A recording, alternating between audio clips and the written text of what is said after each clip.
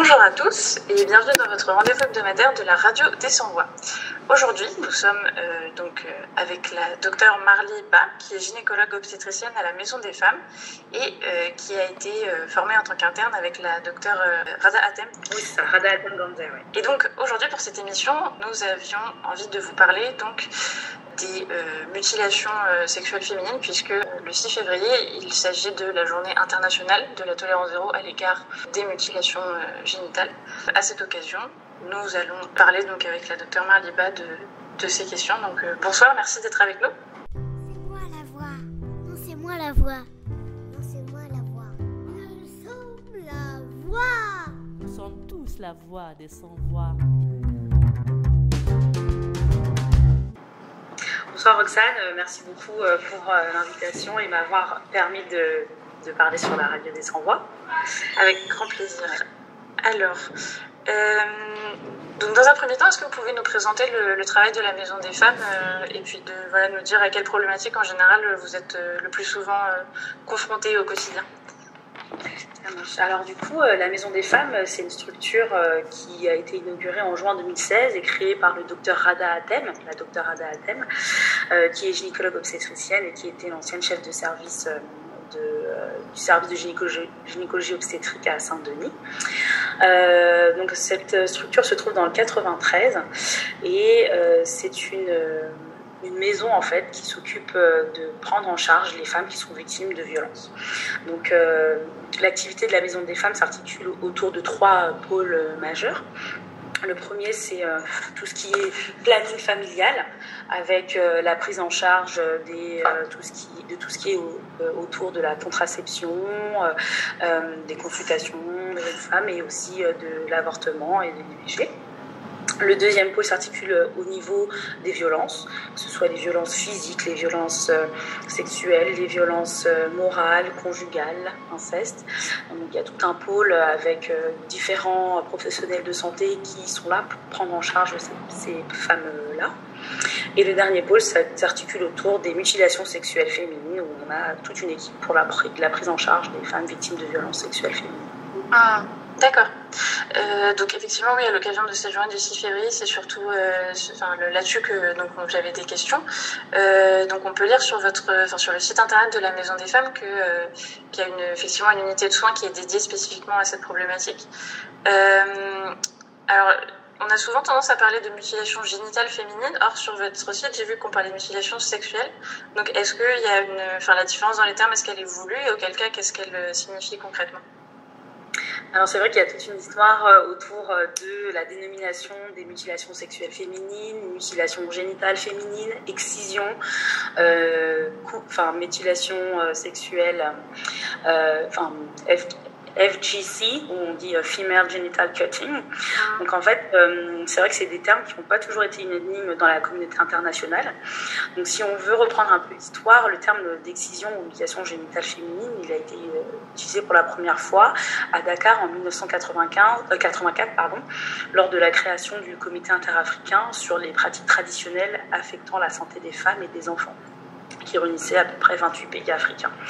Donc la France a utilisé le terme mutilation sexuelle féminine pour différencier en fait l'atteinte de la sexualité de la femme et le différencier en fait de l'atteinte génitale pure, où ce serait une atteinte des fonctions reproductives. Donc ça, c'est vraiment un terme pour englober aussi la fonction sexuelle sexologique.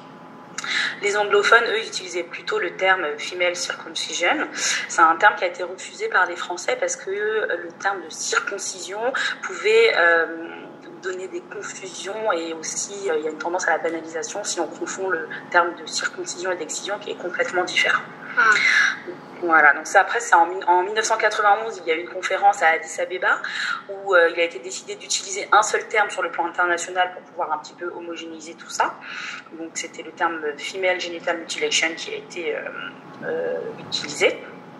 Et en fait, après, dans les années 2000, via certains lobbies, il est apparu l'idée que la mutilation était un terme discriminant pour les populations africaines. Et donc, le retour du terme excision ou female genital cutting est réapparu. Donc, en fait, il y a eu beaucoup d'allers-retours en fait dans tout ça. Et si on veut maintenant, actuellement, donc depuis 7 ans, le terme excision ou female genital cutting ont disparu.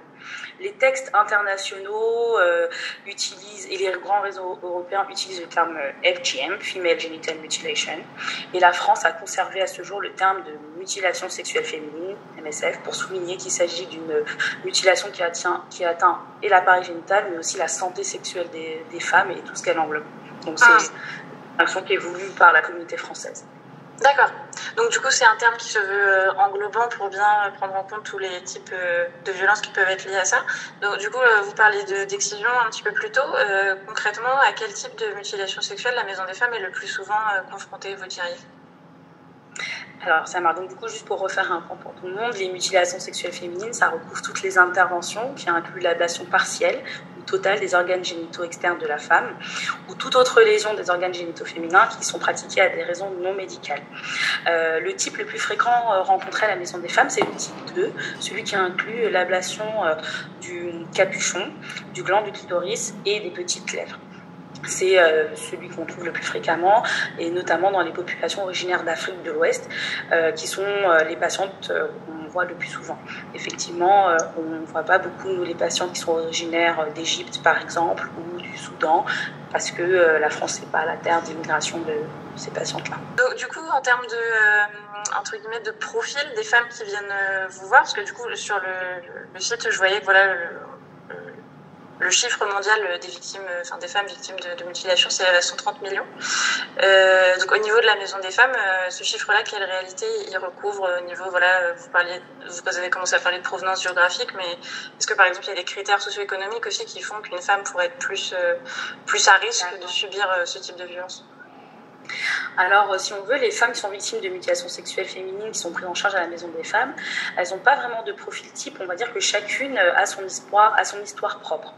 On rencontre beaucoup de patientes qui sont originaires des pays d'Afrique de l'Ouest, étant donné que la France est une terre d'immigration des pays ouest-africains.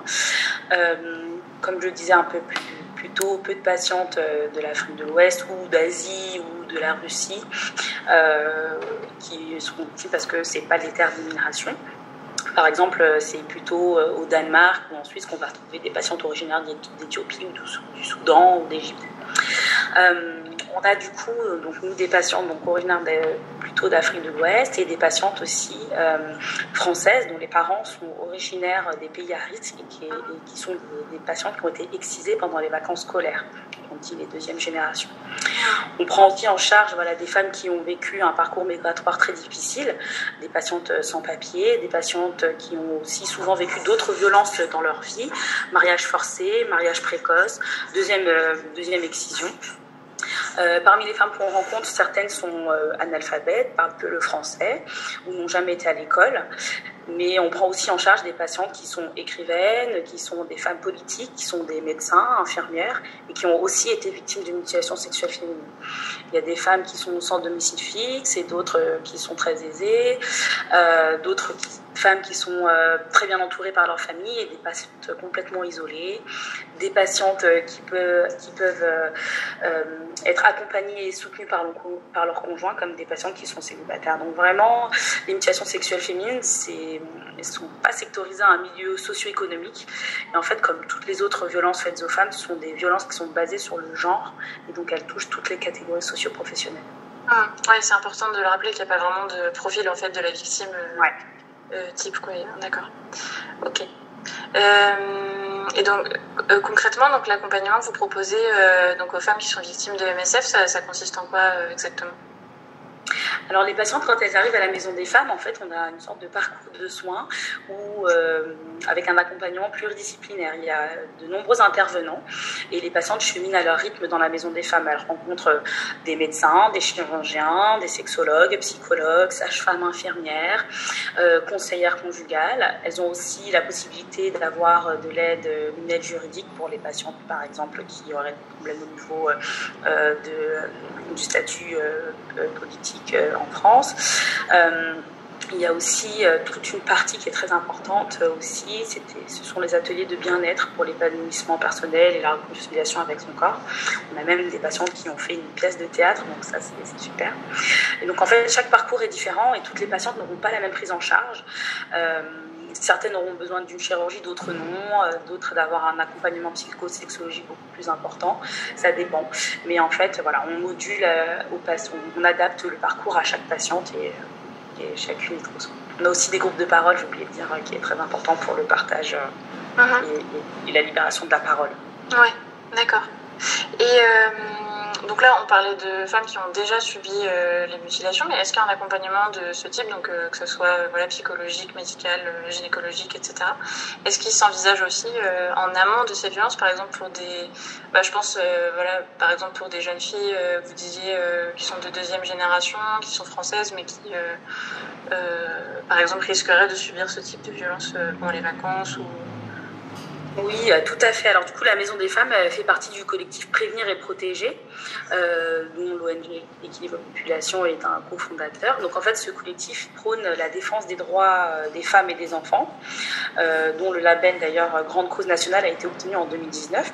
Et ce label permet de diffuser des campagnes de prévention du collectif sur les chaînes de radio et de télévision publique. Donc du coup, il y a de nombreuses actions qui sont mises en place par ce collectif et par la Maison des Femmes pour justement... prévenir un petit peu ces violences-là. On fait beaucoup de prévention donc auprès déjà des patients qui sont venus nous consulter et on s'assure que les patientes qui sont venues nous consulter, en général quand elles viennent pas l'idée de les faire exciser leur fille, mais on s'assure aussi de tout ça. Il y a aussi beaucoup d'interventions dans les établissements scolaires pour faire de la sensibilisation, des campagnes de prévention. Et il y a des numéros spéciaux que les jeunes filles peuvent appeler si jamais elles ont un souci. Et elles peuvent tout à fait venir à la Maison des Femmes où elles seront guidées et protégées. Et si besoin, on peut faire aussi des signalements au procureur de la République pour protéger ces jeunes filles à risque. Par la sensibilisation au sein même des communautés, que du coup la plupart des femmes qui ont été prises en charge à la Maison des Femmes s'approprient pour devenir en fait de vraies activistes au sein de leur communauté. En fait, on voit ces femmes-là évoluer lors des groupes de parole où elles sont des fois très introverties avant tout ce processus et à la fin elles deviennent de véritables leaders et donc ça fait un peu un cercle vertueux. Oui, c'est super.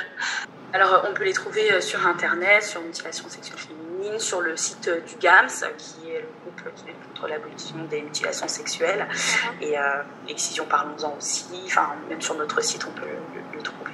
D'accord, ok, très bien. D'accord. Et donc, oui, vous évoquiez tout à l'heure le fait que vous avez pas mal de patientes qui sont pas françaises, qui parlent pas forcément la langue, enfin qui parlent pas forcément le français. Comment on fait du coup concrètement quand on est face à ce type de problématique pour dépasser la barrière linguistique? Enfin, je suppose que d'ailleurs la seule barrière qui se pose, elle doit pas être seulement linguistique, mais comment ça peut se passer dans ces cas-là? C'est vrai que du coup ça nous est arrivé d'avoir des patientes qui ne parlaient pas français et donc ce qui est bien c'est que la Maison des Femmes c'est un lieu de partage et on peut faire aussi appel à des traducteurs, donc il y a des traducteurs qui sont présents dans la structure ou dans l'hôpital qui est juste à côté. Et en fait, on se rend compte que plus on travaille sur les mutilations sexuelles féminines, et plus on apprend à connaître en fait les différentes cultures et différentes traditions, avec ce travail qui est basé sur l'écoute et surtout l'absence de jugement, voilà, qui est très important et qui rend le dialogue plus fluide. Au niveau de la langue, je me souviens d'une session lors d'un groupe de parole animé par le docteur Atem et moi. Et en fait, on avait une patiente qui parlait le bambara, qui est un dialecte de l'Afrique de l'Ouest, et qui ne parlait pas du tout français. Et donc, en fait, cette fois-là, ce qui était très sympa, c'est qu'en fait, c'était les femmes qui étaient dans le groupe de parole, qui comprenaient la langue, qui ont fait la traduction, en fait. Et donc, cette session, elle a été faite en 2 langues. Et donc, ça a permis à cette patiente qui ne parlait pas français de partager, d'écouter, de se confier, même si elle ne parlait pas français. Donc finalement, on arrive toujours à trouver des solutions avec des traducteurs, soit par les patientes elles-mêmes, soit avec des professionnels. Ouais, je trouve ça vraiment impressionnant. Enfin, moi, je suis très admirative de ce lieu, en général, de la façon dont les patientes sont prises en charge de façon très globale, je trouve, et puis du fait que voilà, vous êtes en capacité d'aider des patientes qui, dans un circuit médical classique, entre guillemets, trouveraient pas forcément possibilité voilà, d'obtenir de l'aide. Du coup, je trouve ça vraiment indispensable d'avoir un lieu comme ça. C'est vrai que ce modèle qui a été imaginé par le Dr Ada Hatem, c'est vraiment un super lieu en fait. Les patientes elles s'y sentent à l'aise. Même, je ne sais pas si vous avez eu l'occasion de rentrer à la Maison des Femmes. On se sent toutes à l'aise. C'est vraiment designé de manière à ce qu'on soit un peu dans un cocon. La maison elle est ouverte sur la rue, donc ça veut dire qu'on n'est pas forcément obligé de rentrer dans l'hôpital. On peut y aller en toute intimité, toute discrétion. C'est très bien pensé. Oui, j'aurais bien aimé qu'on puisse faire l'interview. Si j'avais pu venir directement sur place, ça aurait été avec plaisir. Mais du coup, avec les conditions sanitaires, c'est compliqué. Mais à l'occasion, ouais, avec plaisir. C'est gentil. Donc du coup, oui, au vu du caractère indispensable de ce type de lieu, j'ai entendu parler récemment du fait qu'il y avait une petite sœur de la Maison des Femmes qui était en projet à Marseille. Est-ce que vous pouvez nous en dire un peu plus où en est le projet à l'heure actuelle? Oui, tout à fait. Alors du coup, la Maison des Femmes a plusieurs petites sœurs maintenant, ce qui est top. Donc effectivement, il y a un nouveau projet avec les hôpitaux de Marseille qui sont du coup dirigés par le professeur Bretel, et c'est une maison en fait qui s'inspire du modèle de la Maison des Femmes qu'il y a ici à l'hôpital de La Fontaine. Et donc du coup effectivement il y a cette maison qui va se créer, tout comme il y a déjà eu d'autres maisons qui ont été créées, comme par exemple à l'hôpital de la Petite-Salpêtrière, à Bordeaux, à Bégin, qui est à Saint-Mandé. On a aussi la maison de soie au centre hospitalier de Brie. Et donc, c'est super qu'il y ait de plus en plus de maisons des femmes qui poussent un petit peu partout sur le territoire, parce qu'on en a besoin. Oui, effectivement. Oui. D'accord. Et ben, on espère que le projet va se poursuivre et qu'il y aura encore de nombreuses petites sœurs dans toute la France et pourquoi pas ailleurs. Enfin, je sais pas si ça avait été une idée. Bah ouais, pourquoi pas ailleurs aussi. Il y a un modèle similaire à la Maison des Femmes qui est en Belgique. À Bruxelles, c'est l'institution C'est ma vie, et qui est aussi basée sur le même modèle que la Maison des Femmes. Donc ça serait bien qu'il y en ait d'autres aussi. C'est top. Oui, effectivement. D'accord. Et ben, merci beaucoup à vous pour toutes ces réponses en tout cas. C'était très intéressant. Merci à vous pour l'invitation. C'était intéressant de partager avec vous.